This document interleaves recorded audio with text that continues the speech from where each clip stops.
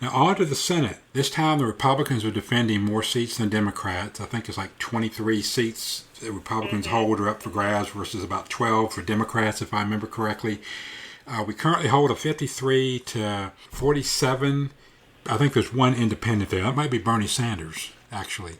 Yeah. But we have a couple of seats that are being hotly contested. I think Susan Collins is in the fight of her life up in Maine, and mainly because of her support for Brett Kavanaugh for the Supreme Court, which I think was the right decision.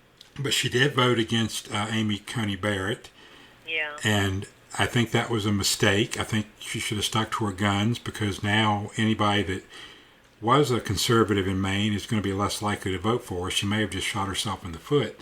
Yeah. Yeah. That's really true. What do you make out of the fight that Lindsey Graham is in South Carolina?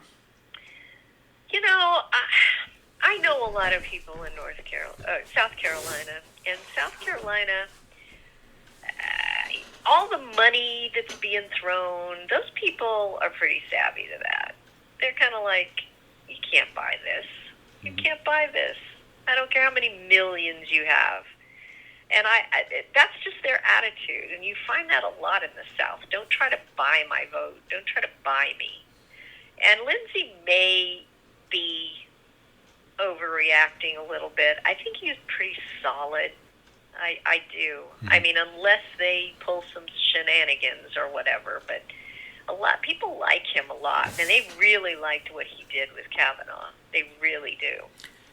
That was a speech of his life, I think. Yeah, it really was. And so many people that I know don't even live in South Carolina and send him money. Yeah. You know, so it's you know that the people that he represents have got to have said, "Wow, that I've never seen that out of him." Because a lot of times he says things that we go, "Oh no, no, no, no." Yeah. But I think that if anything gets him reelected, that would be it. I think Lindsey Graham will squeak through. Yeah. I don't see him getting beat, and I think he was smart when Trump first came to power as president. I think Lindsey Graham bucked him some, but then by the middle of Trump terms, he realized that was a losing cause and decided to become an advocate for Trump, particularly where the judges were concerned. I just heard the other day that I think Rush mentioned that there are absolutely no outstanding lower court judges left to be confirmed. They've done. McConnell has done. I'll give him credit. He's done Wow. a splendid job of transforming the courts to be more to have people who believe in the Constitution on them and won't legislate from the bench. And whether Trump wins or loses next week, this will be a legacy that will span out into the far future for maybe a generation. People. That's it. Yeah. Getting back to the Senate race out in Arizona, there's a tight race between Sally and Mark Kelly. In one of the debates, she has tried to tie Mark Kelly with a Chinese firm, and so that's having some effect out there, and it's pulled the race very close. How do you see that one playing out? Yeah, I think that she'll probably squeak out a win there.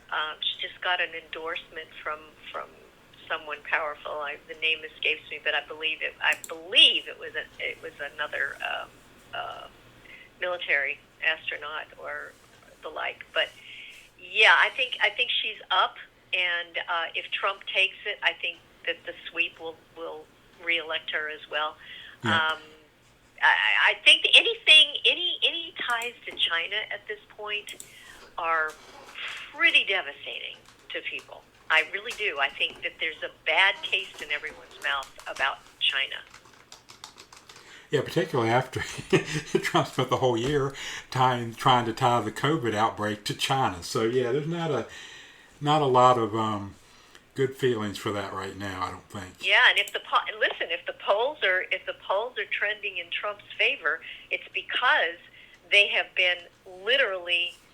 he's been literally just pounding home the Bidens and their China connections, and you're going to be owned by China. He's beholden to them, blah, blah, blah. It's like over China. So people are beginning to get it. I think that this, it's starting to trend in Trump's favor. People are very sour on that, and it could affect Mark Kelly in the Senate race. Right. I'm looking at some of the other. You've got Ernst versus Greenfield in Iowa, and Ernst is ahead. There's one in Georgia, right? Senate race in Georgia. That would be, yes. Is that the? Is that Kelly Loeffler? Yes. Right now, it's showing Warnock by plus 19. I don't. Who is the current senator? Is it a Democrat or a Republican? I can't remember. No, I think it's a Republican. Okay. So it looks like that one could go to the Democrats. There's also, but it looks like we will regain the seat that we lost in Alabama, as Tuberville is 11 points ahead of Jones. It looks like the Republicans will probably lose a couple of seats. I wouldn't be surprised if it ends up being 51-49 or maybe 52-48, but I do think they will hold on to the Senate by the skin of their teeth, which is important for future Supreme Court judges. Oh, yeah. Absolutely. And, if it would make it much more difficult for Donald Trump to get anything done if the Senate and the House are Democrat run. So he'd have to do a lot of executive orders.